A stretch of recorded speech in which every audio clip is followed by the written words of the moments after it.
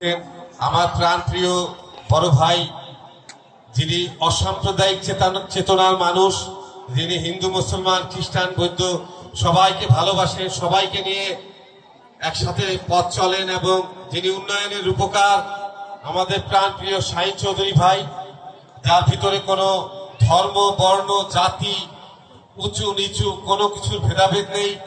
আপনারা আপনাদের সুপরিচিত, তাকে অবশ্যই আপনারা আবার জয়যুক্ত করবেন, নির্বাচিত করবেন এবং যাতে রাজুর উপজেলায় এই অসাম্প্রদায়িক চেতনার আমাদের এই মাদারীপুর রাজুর ঠিক পরিচিত সাধু, গুরু, বৈষ্ণব, পীর, আউলিয়া, হিন্দু, মুসলমান সব মিলেমিশে একাকার এই বাংলাদেশ এবং ভারতবর্ষ, এই বাজিতপুর, মাদারীপুর, রাজুর উপজেলার নাম রয়েছে, যেই দেশে আমির আলী শাহ, জগদীশ গোসাই, বিনোদ ব্রহ্মচারী, হরিচাঁদ ঠাকুর মতো বড় বড় মহামানব এসেছে।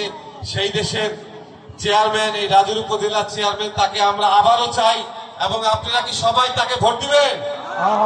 আপনারা অবশ্যই ভোট দিবেন। আর আমি হচ্ছি হযরত আমির আলী শাহের প্রতি, আমি একজন অসাম্প্রদায়িক চেতনার মানুষ। জগদীশ গোসাই আমির আলী শাহের থেকেই তার আধ্যাত্মিক শক্তি পেয়েছিল।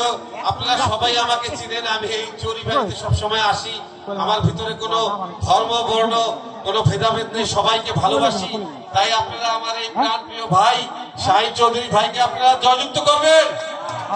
আচ্ছা আচ্ছা, আপনাদেরকে অনেক ধন্যবাদ এবং সাধুগুরু বৈষ্ণবের জয় হোক, মতুয়ার জয় হোক, এই কামনা করি।